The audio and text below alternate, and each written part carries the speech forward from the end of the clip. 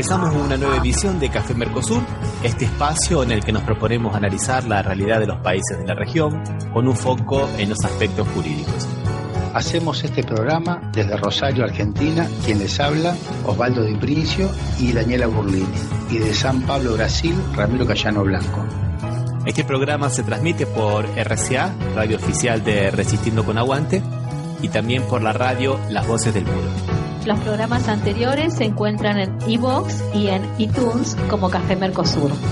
También nos pueden encontrar en www.cafemercosur.com y en las redes sociales, Facebook y Twitter, también como Café Mercosur.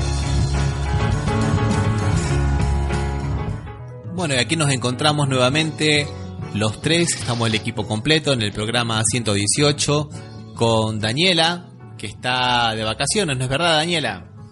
Sí, estoy un poquito descansando acá en Oliveros, provincia de Santa Fe. Y Osvaldo en Rosario, con mucho calor, ¿no es verdad, Osvaldo? Sí, acá en Rosario muchísimo calor, Ramiro. Parece que fuera Brasil, no Rosario. Sí, acá hace un calor también terrible, ¿no? El verano más caliente de los últimos 76 años acá en Brasil. O sea, grave. Y más con Bolsonaro. Más con Bolsonaro. Bueno, Daniela, creo que tenías una noticia para comentarnos del mundo del espectáculo. Sí, en relación a que, bueno, como todos los años está Cosquín y este año se hace un homenaje a Mercedes Sosa. Se hizo un homenaje muy, muy lindo. Pasaron a Mercedes hablando, pero no cantando. Y en la noche de ayer a la noche actuó, a mí me pareció lo más destacado, Peteco Carabajal, hizo un espectáculo brillante. Bueno, vamos a comenzar entonces con el programa y vamos a comenzar con una noticia de aquí de Brasil, una noticia de terror.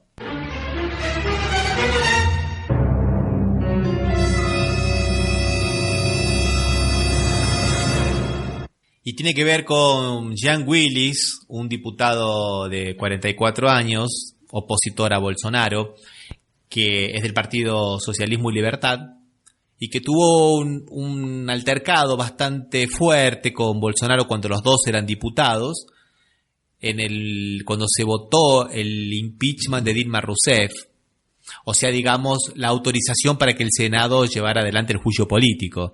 Y Bolsonaro lo agredió verbalmente y Jean Willis lo también retrucó y le escupió en la cara, ¿no? Y ya desde el año pasado él viene recibiendo muchas amenazas, él y la familia, y graves, ¿no? Él pensaba que eran simplemente amenazas, que eran bravatas, pero cuando murió su correligionaria, fue asesinada, digamos, ¿no? Marielle Franco, él vio que la cosa venía en serio y pidió custodia, él anda custodiado todo el tiempo. Y bueno, ahora pasó unos días de vacaciones y ahí descubrió nuevamente el precio de la libertad y él tiene 44 años, él es gay, asumidamente gay, él llega, digamos, a la Cámara de Diputados haciendo suyas las reivindicaciones de los homosexuales, del movimiento LGTBI. Bueno, ahora decidió no asumir y irse a vivir a algún país que no sea Brasil por causa de estas amenazas, ¿no? Entonces fue algo que tuvo una repercusión internacional muy grande, porque son los momentos que se vive ahora en Brasil. Se había escuchado algo en Argentina, ¿no es verdad? La noticia tuvo mucha difusión acá en Argentina, extrañamente porque no suele pasar con noticias de Brasil, de lo político, más de lo que pasó con Bolsonaro, ¿no? De la elección que hizo Bolsonaro, y esta noticia, la verdad que fue muy difundida, y también llegó que el presidente Bolsonaro dijo que cuando renunció el diputado Willis, dijo que era un gran día, ¿no? En una red social. Interesante, Osvaldo, lo que estás diciendo, porque dijo eso, tanto él como los hijos dijeron eso, pero después se dieron cuenta que metieron la pata. Mourón, el vicepresidente, el general Mourón, que es el vicepresidente, que tiene algunas actitudes bastante diferentes de las que tiene Bolsonaro, dijo que era inadmisible que en Brasil un diputado no pudiera ejercer por causa de las amenazas y que había que investigar. e inclusive otra diputada, Janaína Pascual, que posiblemente fue invitada a ser la candidata a vicepresidente de Bolsonaro y después a última hora no aceptó, que fue la que hizo el parecer técnico para iniciar el proceso contra Dilma Rousseff, dijo que eso es inadmisible, que hay que investigar de dónde vienen las amenazas y por qué. Y esto tiene que ver ahora, justo en la semana salió que algunas personas, 2 personas que están acusadas de asesinar a Marielle Franco, que pertenecen a las milicias son organizaciones parapoliciales que compiten en el territorio con las bandas de narcotráfico en las favelas de Río de Janeiro, solo que estos son paramilitares formadas por algún ex policías principalmente y algunos otros agentes.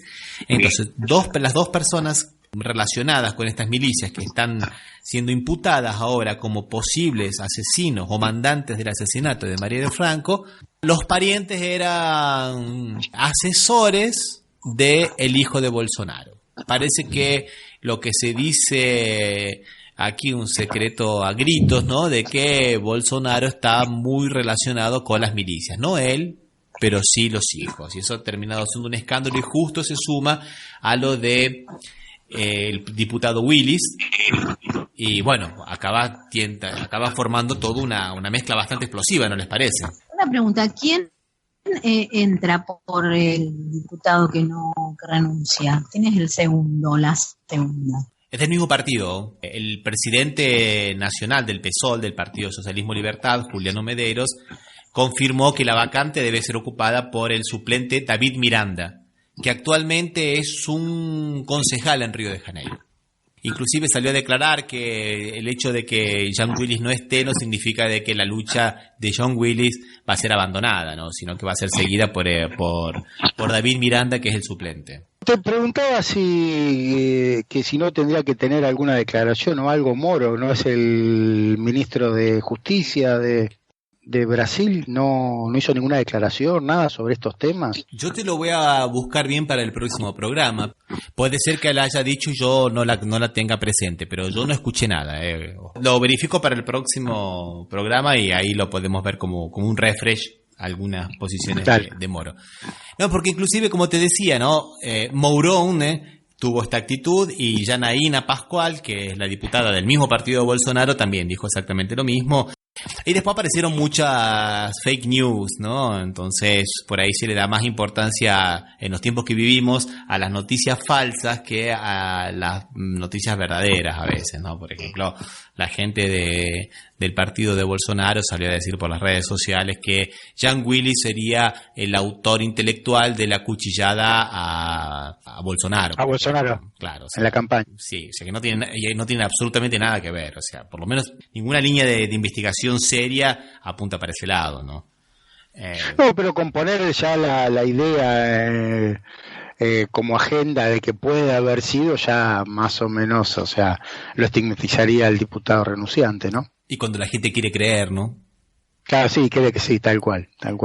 Entonces pasa un poco eso, ¿no? ¿Les parece que escuchemos a Peteco Carabajal, como había pedido Daniela? Vamos a escuchar entonces una canción que se llama Soy Piedra y Raíz, o en quichua, porque está mitad en quichua, mitad en español, Rumi Cani.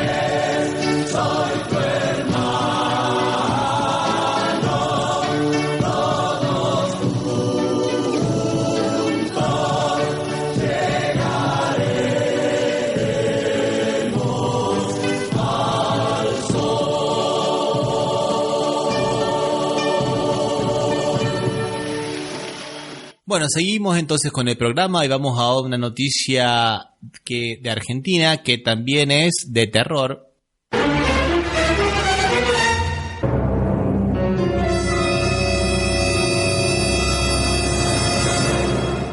Y tiene que ver con esta manía que tiene el presidente Mauricio Macri y su partido que está en el gobierno de decir siempre como gran logro de que la justicia en el periodo que él preside es independiente, que ellos no se meten en la justicia cuando hacen exactamente lo contrario. Tratan de poner a los jueces que a ellos les convienen para los puestos claves, para las causas que a ellos les interesan. Y en este caso tiene que ver con la Cámara Federal de Seguridad Social, que es un tribunal clave porque ellos quieren realizar una reforma previsional como le pide el Fondo Monetario Internacional, ¿no es verdad, Osvaldo? Sí, no, y es de destacar porque en el sistema judicial argentino todas las cuestiones que se resuelven en los tribunales federales cuando es por seguridad social, o sea, por jubilaciones y pensiones, la Cámara de Apelaciones, la Cámara Federal de la Seguridad Social con sede en la Ciudad Autónoma de Buenos Aires, que es la misma cámara que tiene jueces vacantes y que quieren incorporar 3 nuevos jueces. Bueno, esta cámara entonces va a ser cosa juzgada, digamos, para todo el país, ¿no es verdad?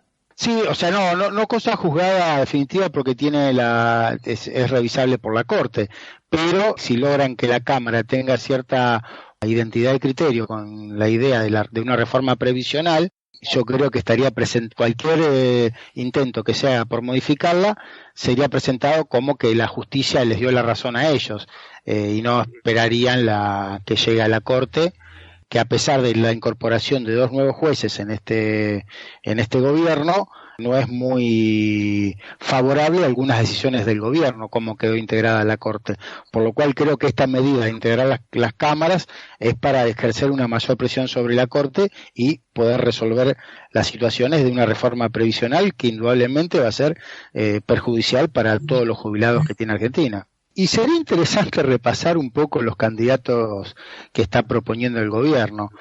Hay un caso de un juez, el doctor Fernando Strasser, que es secretario de un juzgado y ahora es juez subrogante, que, o sea, por un pedido del ANSES estableció que su juzgado fuera de atracción para todos los amparos colectivos contra la reforma previsional que intentó hacer el gobierno. Y una vez que recibió todos esos amparos colectivos, ¿qué hizo? ¿Le dio curso o no? Lo rechazó por una cuestión de forma, que no tenía que ser un amparo. O sea, se declaró competente para decir que no lo podía hacer y que tenían que ir por un procedimiento ordinario, ordinarizando el proceso, que lo lleva más lento y más de difícil resolución. Repetime Fernando Strasser. Por favor. Fernando Strasser, que en realidad es juez subrogante, o sea, un juez que está reemplazando, un juez él en realidad es secretario de juzgado por elección, pero ahora lo quieren poner como camarista. O sea que se ganó el puesto haciendo esa mala. Tal cual. Terrible, o sea, tomó lo que es un proceso rápido como un amparo y lo ordinarizó, y de eso hizo que se demoraran todos los amparos que habían planteado contra esa reforma previsional. Bien. Claro, ya sabemos cómo va a resolver, digamos. Ya tiene el currículum hecho. Y no quieren cometer el mismo error que cometieron en la Cámara, que con 2 jueces no alcanza para tener mayoría, entonces se encuentran que las resoluciones no salen a su favor. Esta vez quieren integrarla a la Cámara el 100% de jueces favorables al gobierno, ni siquiera una reforma, porque aparentemente votan lo que dice el gobierno. Y después la otra jueza es la doctora Adriana Camarata, ¿no? Que ironizan que creó la doctrina según la cual si te torturan un poquito, te secuestran un ratito, no tenés derecho a reclamar ante los tribunales. Eso no lo sabía. Es que es actualizada, que poco que leo la jurisprudencia. Poneme al tanto, Rami, porque la verdad que no leí nunca esa doctrina, contá. Bueno, según esta magistrada, el gobierno reconoció y ella misma pudo establecer que el derecho humano a la seguridad social se encuentra violado por la ley de reparación histórica, pero esa violación, a su entender, no era lo suficientemente grave como para dictar su inconstitucionalidad. Lo que quieren premiar aquí es que Camerata fue en contra de todos los fallos de la Corte Suprema de Justicia en la materia, que sostienen que los tratados internacionales de derechos humanos son de aplicación obligatoria, o sea que violó su obligación de aplicar las normas superiores y proteger los derechos de los más vulnerables para satisfacer el deseo del gobierno de robar a los jubilados más de 100.000 millones de pesos con la reforma previsional y hacerles perder más de 14.000 pesos durante 2014 con el cambio de fórmula de la movilidad. Vieron que perdieron bastante los jubilados con esta nueva forma de calcular los reajustes que se hacen ahora y difiere un poco de lo que había establecido el gobierno anterior, ¿no?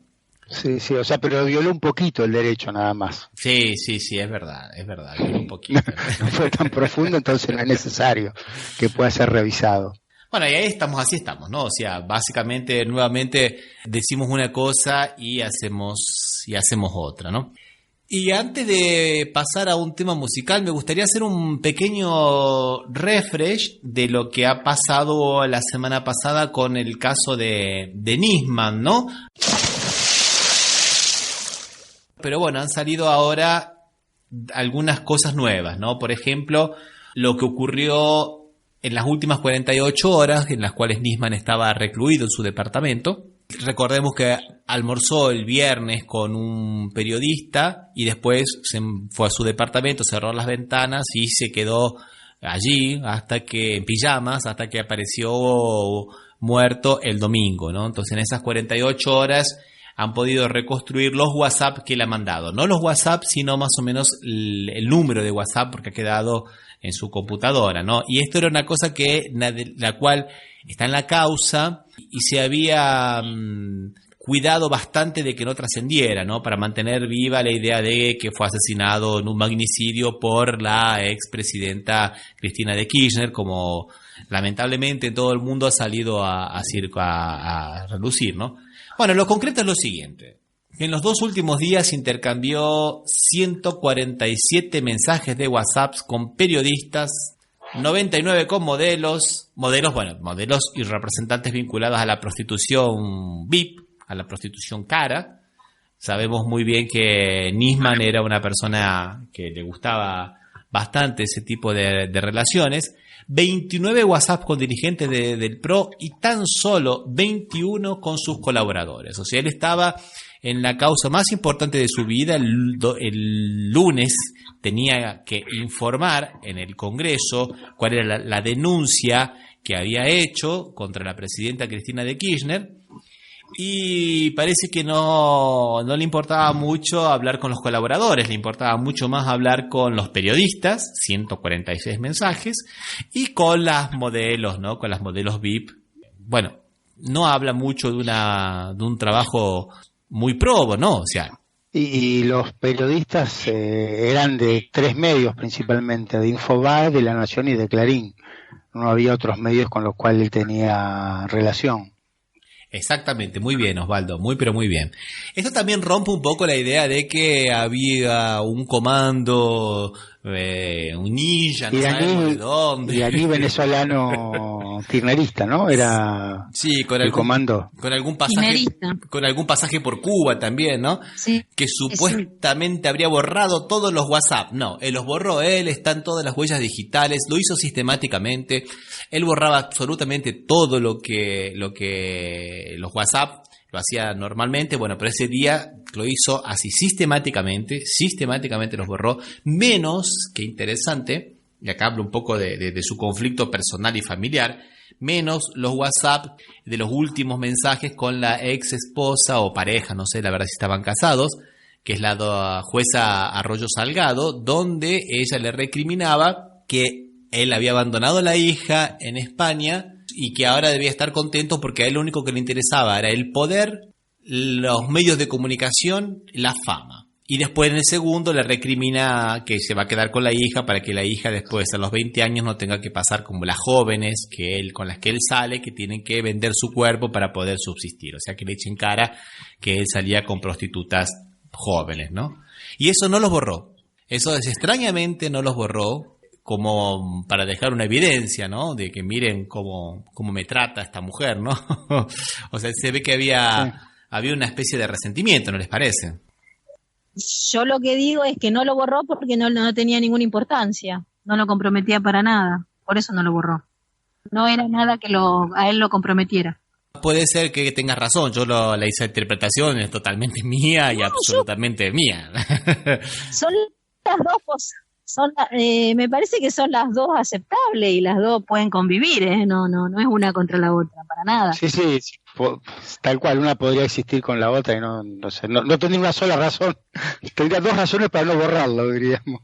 Las que sí borró, y ahí quería llegar, son las que de alguna manera hablaban de algunos terrenos que tenía en Uruguay que habían sido escriturados por el escribano Bruno Santín, y esas no eran los últimos mensajes, eran mensajes de todos los mensajes. Entonces eso sí los borró, digamos, para que no quedaran huellas de sus transacciones inmobiliarias non santas en Uruguay, ¿no? Que él tiene 3 terrenos en un condominio cerrado.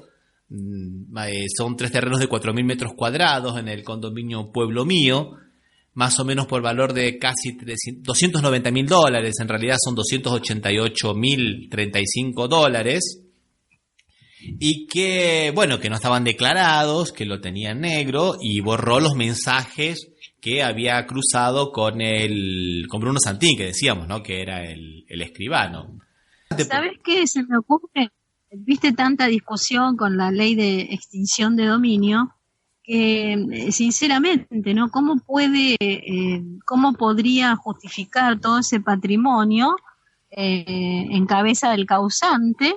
Yo traería todo lo que excede lo que ganó, digamos, como fiscal, se lo extingo y que quede para el Estado, porque realmente hay un enriquecimiento probado sin causa.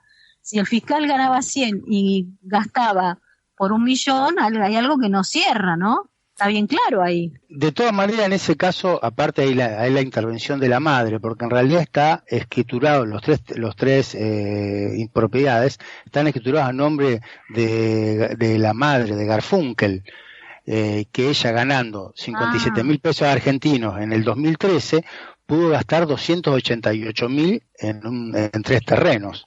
¿Qué capacidad de ahorro? Sí, no, es muy ahorrativa la señora Garfunkel, se ve. Y el condominio, porque eso tiene un condominio, ¿no? El condominio lo pagaba Nisman desde una cuenta que tenía en el exterior, una cuenta que, bueno, que no estaba a nombre de él, estaba también a nombre de la madre y del Lago Marcino y de la hermana de Sandra Nisman, ¿no? Pero era figuraba como apoderado, entonces con eso él movía la plata de esa cuenta. Esa cuenta llegó a mover $1.600.000, ¿no? Y a la época del fallecimiento del fiscal tenía $660.000. Y de otra cuenta no declarada mandaban a que se pagaran los gastos centrales de ese condominio Pueblo Mío, ¿no? En Uruguay.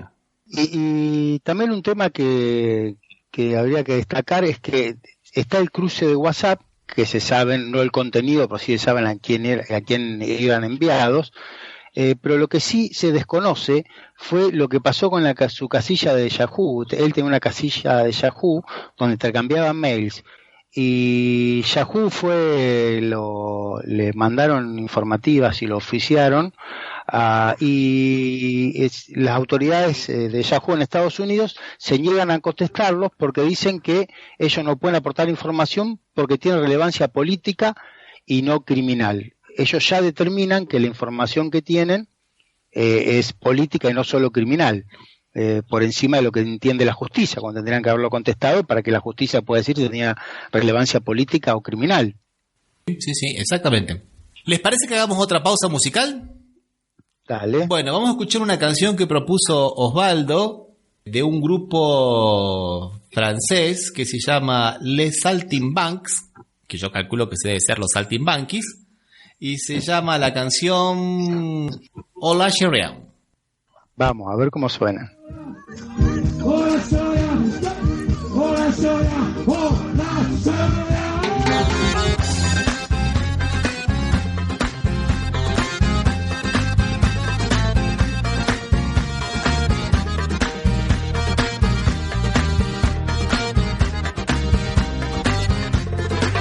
Du fond de ma cité HLM, jusque dans ta campagne profonde, notre réalité est la même, et partout la révolte gronde. Dans ce monde, on n'avait pas notre place. On n'avait pas la gueule de l'emploi. On n'est pas né dans un palace. On n'avait pas la CBA papa. SDF, chômeurs, ouvriers, paysans, immigrés sans papier. Ils ont voulu nous diviser. Faut dire qu'ils y sont arrivés. Tant que c'était chacun pour sa gueule, leur système pouvait prospérer.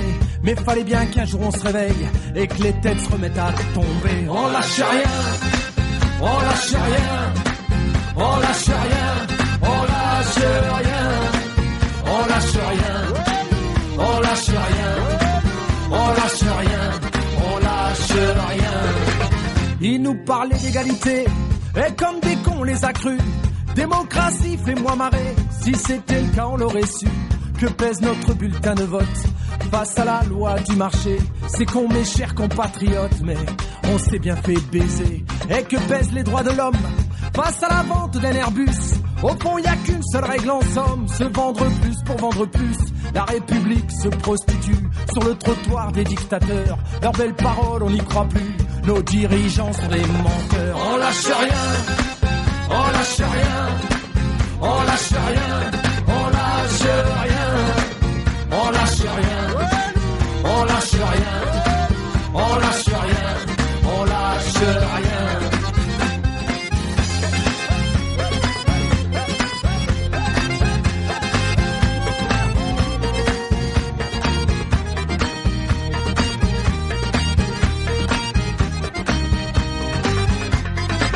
C'est tellement con, tellement banal de parler de paix, de fraternité, quand des SDF crèvent sur la dalle et qu'on mène la chasse aux sans-papiers, qu'on jette des miettes aux prolétaires, juste histoire de les calmer, qui s'en prennent pas aux patrons millionnaires, trop précieux pour notre société. C'est fou comme ils sont protégés, tous nos riches et nos puissants. Y a pas à dire, ça peut aider d'être l'ami du président. Chers camarades, chers électeurs, chers citoyens, consommateurs, le réveil a sonné, il est l'heure de remettre à zéro les compteurs. Tant qu'il y a de la lutte, il y a de l'espoir. Tant qu'il y a de la vie, il y a du combat. Tant qu'on se bat, c'est qu'on est debout. Tant qu'on est debout, on lâchera pas. La rage de vaincre coule dans nos veines. Maintenant tu sais pourquoi on se bat. Notre idéal, bien plus qu'un rêve. Un autre monde, on n'a pas le choix. On lâche rien, on lâche rien, on lâche rien, on lâche rien, on lâche rien, on lâche rien, on lâche rien, on lâche rien, on lâche rien, on lâche rien, on lâche rien, on lâche rien, on lâche rien, on lâche rien, on lâche rien, on lâche rien.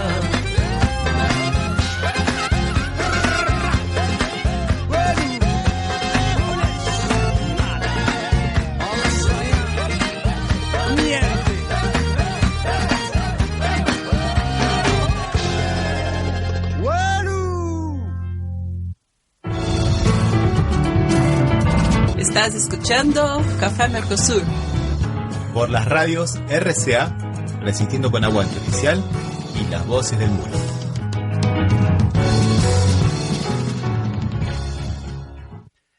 Bueno, quería decir que esa canción que escuchamos se ha convertido informalmente en el himno de lo que se conoce como el movimiento de los chalecos amarillos en Francia, ¿no? Y antes de entrar en el tema principal de hoy, me gustaría que habláramos un poquito de lo que está ocurriendo acá en Brasil, ¿no? El desastre ambiental provocado por la empresa minera Vale do Rio Doce, que hasta el lunes tenía más o menos 58 muertos, 58 fallecidos y un par de centenares de personas desaparecidas, ¿no? Y lo que ocurre es que no es la primera vez que ocurre esto, ¿no? Ya ocurrió en Mariana hace 3 años donde también hubo gente que falleció lamentablemente. Les estaban construyendo las casas a los pobladores, todavía no se las han terminado de construir, del pueblo que desapareció, y ahora nuevamente una que parece que duplica el tamaño del anterior. El anterior se está hablando de 55 millones cúbicos de barro, de lodo, digamos, con productos tóxicos, y ahora se está hablando de más de 100 millones de metros cúbicos. O sea que es un tema bastante grave, y ocurre apenas a 3 años y ocurre en circunstancias donde, como dije, la empresa Vale do Rio Doce no pagó todavía las indemnizaciones anteriores, las multas medio que se las han condonado, no pagó nada de las multas que le habían aplicado. Y bueno, y ahora ocurre esto de nuevo, ¿no? Se escuchó bastante de este tema en Argentina, ¿no? No, en Argentina sobre la tragedia esta ecológica tuvo bastante difusión, al igual que la noticia que hablamos antes del diputado renunciante, fue muy difundida porque realmente fue un desastre que acá hablaban me da la impresión de más de 100 víctimas y que hay riesgo ecológico en más de estos diques que tiene varios las empresas, que es donde dejan todos los residuos, diríamos, riesgosos para la salud, ¿no, Ramiro? Es verdad lo que estás diciendo del daño ecológico. La anterior tragedia también causó graves daños ecológicos porque llegó al mar, digamos, ¿no? Y la gente que vivía, bueno, Minas Gerais está en el centro de Brasil y llegó hasta el mar, y bueno, toda esa parte del mar se ha perdido mucho. Las personas que vivían de la pesca y del turismo también tuvieron graves problemas, y ahora puede llegar al río San Francisco. El río San Francisco es es la principal vía de comunicación y de agua de toda la región del nordeste de Brasil. O sea que si llega al río San Francisco va a ser los problemas ecológicos van a ser muy graves, pero muy graves, sí. Ramiro, una pregunta. Yo siempre tenía la idea que la Vale era una empresa del Estado brasileño. ¿Es así todavía o fue privatizada? La Vale nace como una empresa del Estado en la época de Getúlio Vargas, en 1937, cuando Brasil comienza su proceso de industrialización pesada. Y después, en los años 90, en la época de Fernando Henrique Cardoso, si no me equivoco, fue en el año 1997, se privatiza. Entonces, volvemos siempre a lo mismo, que es lo que estábamos hablando en algunos otros programas. Ya no estamos dentro de la racionalidad de la empresa privada, sino que estamos hablando de la lógica de las empresas financieras. Mientras las acciones de la Vale do Rio Doce suben o no caen, está todo bien, aunque en el medio haya problemas ambientales, aunque en el medio haya riesgos de que otros diques se rompan, como este que se rompió, que no indemnicen a las personas, de que causen problemas ecológicos. Aquí lo importante es, digamos, el mercado financiero, lo importante es el precio de las acciones, ¿no?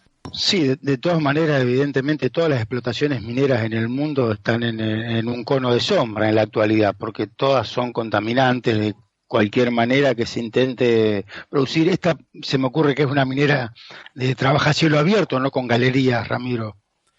Trabaja a cielo abierto, Osvaldo, sí. Hay algunas, y trabaja con agua.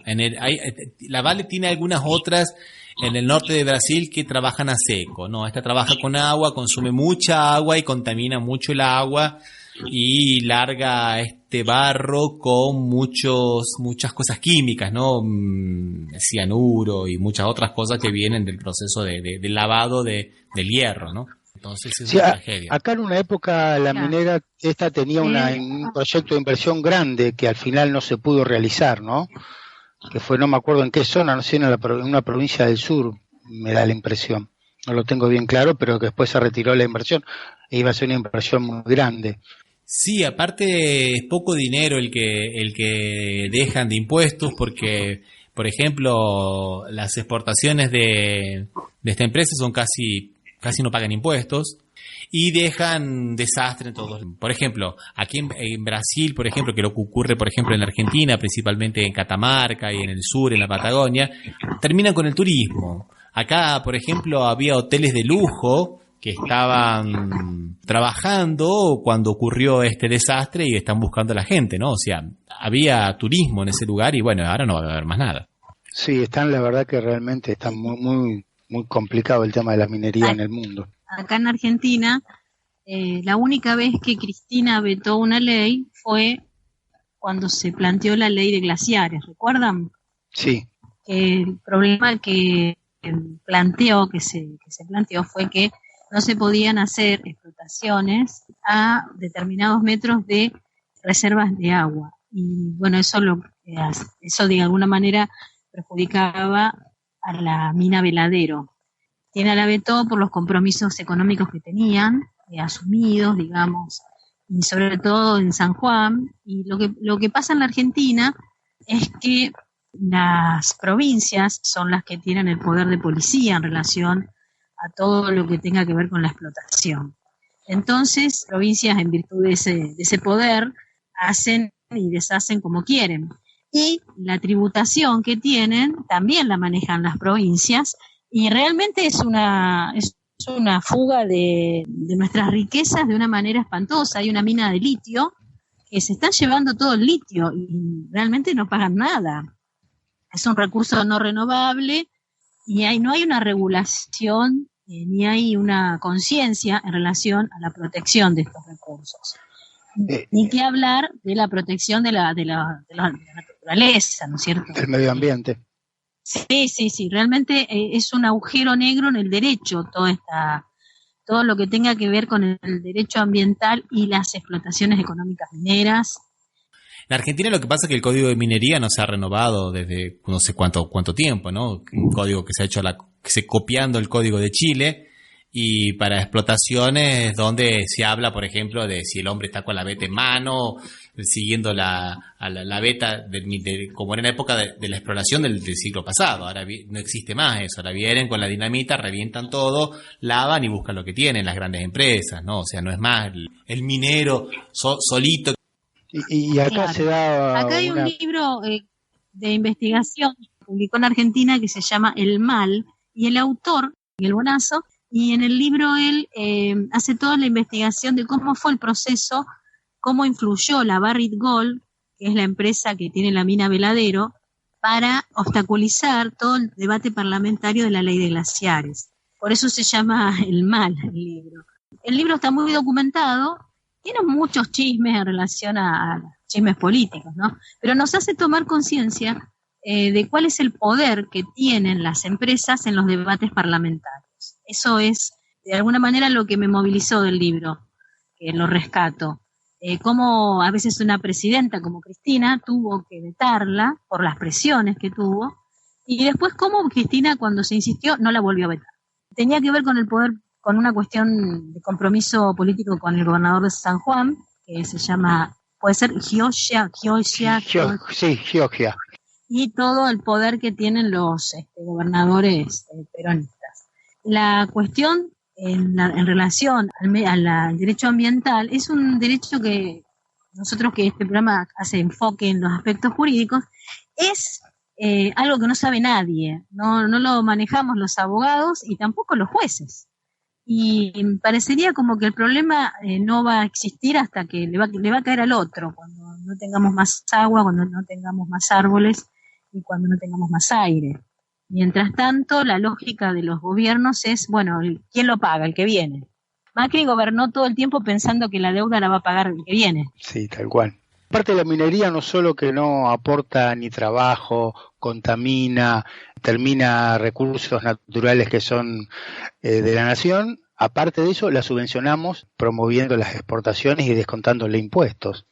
O sea, todo al revés, ¿no? Y no pagan más retenciones como exportar cualquier producto industrial sí, que tiene trabajo, y la minería no paga. Tal cual. Vamos a escuchar a la banda 4 pesos de propina y el tema Mi Revolución. Hoy la pelea que doy es quererme más. Hoy el grito que doy es silencio. Hoy te pido perdón si te lastimé el corazón.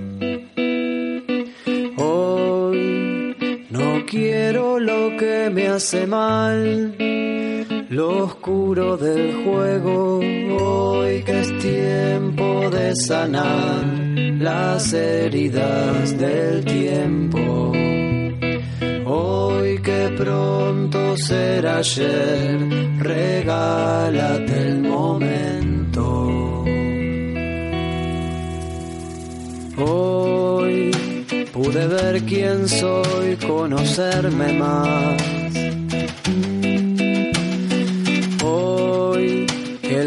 que no encontró su remedio. Hoy me doy el perdón si me lastimé el corazón. Hoy vale más despertar que soñar en este juego. Hoy que es tiempo de sanar las heridas del tiempo. Hoy que es tiempo de ser luz. Esa es mi revolución, llenar de amor mi sangre si reviento, que se esparza en el viento el amor que llevo dentro. Esa es mi revolución, llenar de amor mi sangre si reviento, que se esparza en el viento el amor que llevo dentro. La pelea que doy es quererme más. Hoy el grito que doy es silencio. Hoy te pido perdón si te lastimé el corazón. Hoy no quiero lo que me hace mal, lo oscuro del juego. Hoy que es tiempo de sanar las heridas del tiempo. Hoy que es tiempo de ser luz. Esa es mi revolución, llenar de amor mi sangre si reviento, que se esparza en el viento el amor que llevo dentro. Esa es mi revolución, llenar de amor mi sangre si reviento, que se esparza en el viento el amor que llevo dentro. Esa es mi revolución, llenar de amor mi sangre si reviento, que se esparza en el viento el amor que llevo dentro. Esa es mi revolución.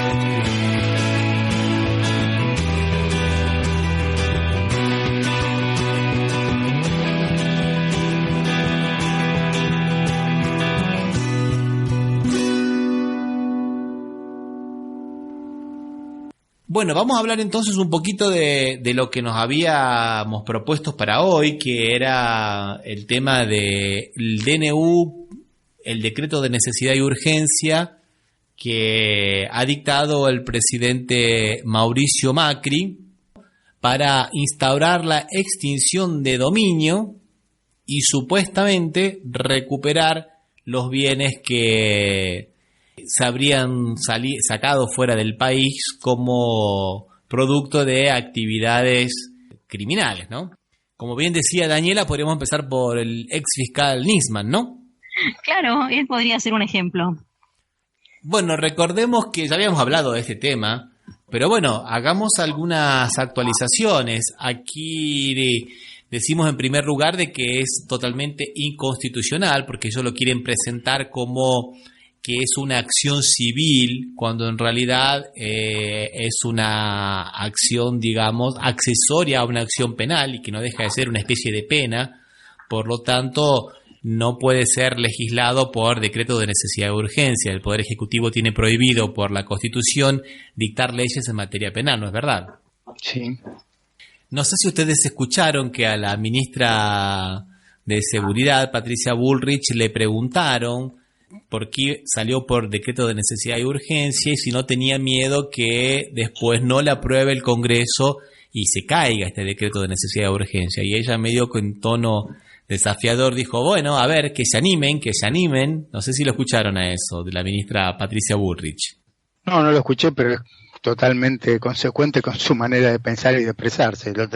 Lo podría haber dicho tranquilamente si no lo dijo, ¿no? Sí, nuevamente estamos de lo que podemos decir una especie de populismo de punitivista a la Bolsonaro, a la brasilera, donde para poder tapar un poco los problemas económicos, la gente se está manifestando semanalmente en la Argentina en contra de las tarifas, ¿no es verdad, gente? Sí, se reunieron muchísimas personas en la misma ciudad de Rosario, a 15 cuadras de gente en una marcha que se realizó. Para Rosario es muchísimo. Sí, y en Buenos Aires también hay, para los que viven fuera de Argentina que no lo saben, hay, digamos, cacerolazos, se llaman ruidazos, y son multitudinarios porque los servicios públicos no paran de aumentar, ¿no? Las subas no paran, ¿no? Aumentó el gas, aumentó el transporte público, está aumentando todo y la gente no tiene más cómo pagar. Entonces, si ahora aparece este tal decreto de necesidad y urgencia, supuestamente para cambiar el eje de la discusión. Y bueno, el que también estuvo bastante perspicaz fue el diputado Roberto Tailade. ¿Quieren escuchar lo que él propone? A ver. A todas y a todos, acabamos de hacer una presentación junto con Martín Doñate, diputado nacional por Río Negro, ante la Procuración General de la Nación. Lo que pedimos es que se ponga en marcha el DNU de extinción de dominio que acaba de firmar el presidente para recuperar $5 millones que cobró Gianfranco Macri, el hermano del presidente de la Nación, por un negociado con los parques eólicos, negociado que fue facilitado por el propio presidente, quien puso a disposición el Estado para que su familia ganara $70 millones con este hecho de corrupción notorio. De momento solo tenemos acreditado que Gianfranco cobró 5 millones. Por lo tanto, pedimos al procurador Casal que inicie el procedimiento para recuperarlos. El DNU es inconstitucional, es un mamarracho, pero va a estar vigente por mucho tiempo, así que vamos a empezar pidiendo esto y vamos a seguir con todos los hechos de corrupción del presidente de la Nación. Bien, recordamos que Macri dijo que en este momento el que las hace las paga, ¿no? O sea, diciendo como que se acabó la impunidad para todo el mundo y que, bueno, de ahora en más van a tener que pagar por las cosas que han hecho, ¿no? Y salió a responderle el diputado de Santa Fe, de Rosario, ¿no? El diputado nacional Agustín Rossi. ¿Quieren que lo escuchemos? A ver ¿qué dijo Rossi? Digo yo, tienen un presidente, un jefe político que fue acusado por contrabando agravado.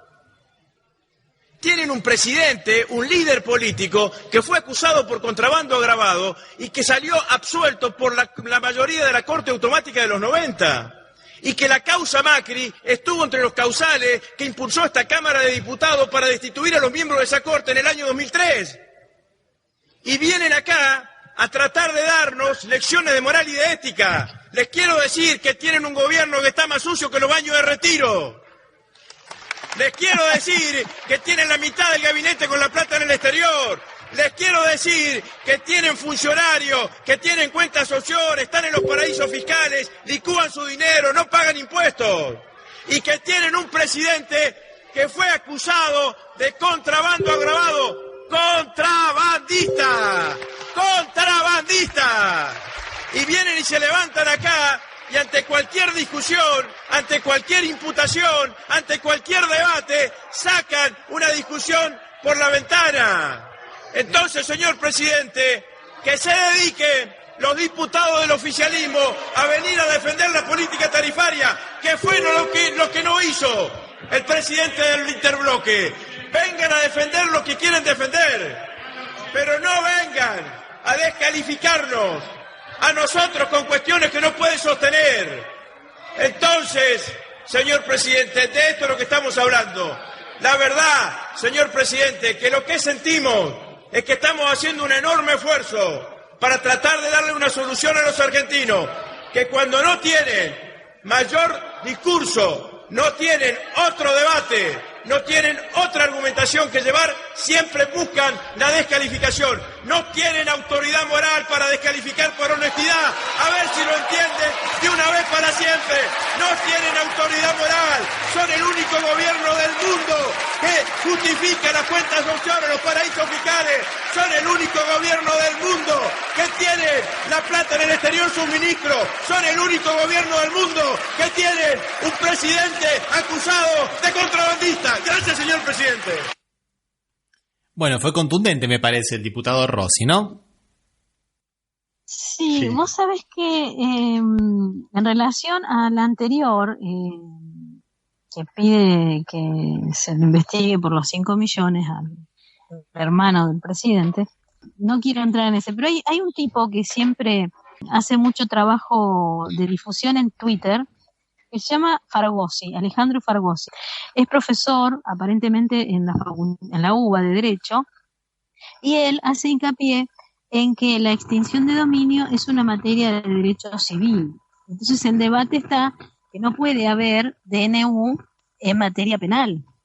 Y entonces ahí está la marcada línea entre que el debate hoy es derecho penal o es derecho civil. Entonces la gran discusión es, digamos, doctrinaria, en que cuál es, cuando vos empezaste a hablar, Rami, dijiste, es una accesoria al delito la cuestión de la extinción del dominio. Y entonces yo me acuerdo que en un momento le dije, bueno, evidentemente aprendí mal, porque la distinción que es materia de derecho penal y qué es materia de derecho civil, uno lo aprende, digamos, en el primer año, yo creo. Y la sanción, que realmente es muy, muy importante, me parece importantísima, que si se tuvieran los canales legislativos, que sería la extinción del dominio, sería genial. Pero todo el oficialismo ahora se posiciona en que no, que es una materia civil. Realmente, en vez de reconocer y decir, bueno, a mí me parece que una salida política podría ser, bueno, vamos a darle empuje a través del Ejecutivo para que se trate en el Congreso. Porque, ¿cuál es la salida constitucional que nos da la Constitución argentina? Cuando el Poder Ejecutivo larga un DNU, si no se trata en la comisión parlamentaria y no se expide, el DNU se aplica. En cambio, si el DNU se expide en contra, el DNU no sale. Eso es, digamos, después de la reforma del 94 quedó así. Entonces me parece que de alguna manera sería decir, bueno, vamos a echar a andar el debate, pero no lo plantearon así. Y en relación a lo del diputado Rami, me parece sinceramente una bravuconada, porque cuando se planteó el blanqueo, quien iba a blanquear estaba exento del delito, entonces no le podemos, digamos, aplicar retroactivamente la extinción del dominio al hermano del presidente. No, ahí no coincido, para nada, me parece una bravuconada. Lo que pasa es que uno de los puntos que plantea esta extensión de dominio, que también está cuestionado, inclusive la doctora Peñafort también lo cuestionó, es que es retroactivo. Y retroactivo con un plazo limitado, porque es retroactivo para, digamos, si no me equivoco, 10 años para atrás. O sea, para que tome en cuenta los delitos del gobierno de Cristina Kirchner y no los que había sido imputado a la familia Macri. Entonces también es un poco legislar para atrás. En cuanto a eso de la naturaleza jurídica, es verdad que hay dos teorías, pero la mayoría piensa que... Eso lo ignoraba. Sí, inclusive las Naciones Unidas tiene un proyecto de extinción de dominio en su política, digamos, de persecución a los fraudes y el lavado de dinero, y dice que tiene que ser dictado, digamos, por un juez penal después de que haya sentencia en primera instancia. Este proyecto ya se había presentado, si no me equivoco, la diputada Carrió, me parece que lo había presentado, y que decía que con la sola imputación ya era suficiente para que se aplicara. Por eso que cayó, ¿no? Porque era una barbaridad. Inclusive el masismo lo había votado a favor y después reconoció que se habían equivocado. Y ahí tuvieron que volver atrás, porque ¿cómo puede ser que con una simple imputación de un fiscal ya se, digamos, te desapropien del bien. Por más que después se paguen indemnizaciones, bueno, habrá que ver qué tipo de indemnizaciones, que ya ocurrió en la época de la dictadura. Este decreto es muy parecido a uno de la dictadura y que le costó sumas millonarias en indemnizaciones al Estado. O sea, hay que tener un poco de cuidado en los tiempos que nosotros vivimos del lawfare, porque cualquier fiscal, digamos, que quiere un poco de prensa puede salir a decir cualquier barbaridad, imputar cualquier cosa. Y bueno, o sea, hay que tener mucho cuidado. No estamos en contra de la extinción de dominio, sino también de cómo se realiza, en qué instancia se realiza y quién la realiza, ¿no? La teoría minoritaria que no se ha implementado en ningún lado dice que es el juez civil el que debe de decirlo, o sea, el juez penal le corre traslado, digamos, y el juez civil es el que determina. Pero bueno, ¿a partir de cuándo, no? O sea, todo se inicia a través de un proceso penal, por eso que tiene esta naturaleza penal, aunque claro que hay mucho de civil, porque estamos hablando de bienes registrables, hablamos de propiedades, hablamos de barcos, hablamos de inmuebles, que son básicamente cosas del terreno del ámbito civil, pero es porque fueron compradas como fruto de un delito, ¿no? Claro, pero la naturaleza jurídica es una pena, Ramiro. Claro. Yo por eso digo que es derecho penal. Yo pienso lo mismo. La naturaleza jurídica de extinguir el dominio a un tipo es penarlo de que con todo lo que se hizo te lo quitamos. Es una sanción penal. Que tenga consecuencias jurídicas en la esfera de lo civil, sí, porque se pasa el dominio del privado al Estado, pero es una sanción penal. Yo concuerdo totalmente con vos, porque si no la bigamia sería una cuestión civil también. Cuestión civil si el matrimonio es civil, con el mismo criterio. Es buena, ¿no? La respuesta, para dárselo a Fargosis, me gusta. Pero bueno, tiene que ver un poco también con estos nuevos tiempos que vivimos y con la idea de largar cosas fáciles sin pensarlas, sin discutirlas. Por eso son muy buenas estas discusiones, me parece que son muy productivas. Y nos hemos quedado sin programa, hemos llegado al final. Vamos a despedirnos, pero antes recordamos que este programa se transmite por las radios RCA Oficial y la radio Las Voces del Muro. Los programas anteriores los pueden escuchar por iVoox y por iTunes. Que nos pueden seguir en las redes sociales Twitter y Facebook como Café Mercosur. Y que también pueden visitar nuestra página www.cafemercosur.com o escribirnos a nuestro correo electrónico contacto@cafemercosur.com. Un abrazo, gente, hasta la próxima. Hasta la próxima. Hasta la próxima, chicos.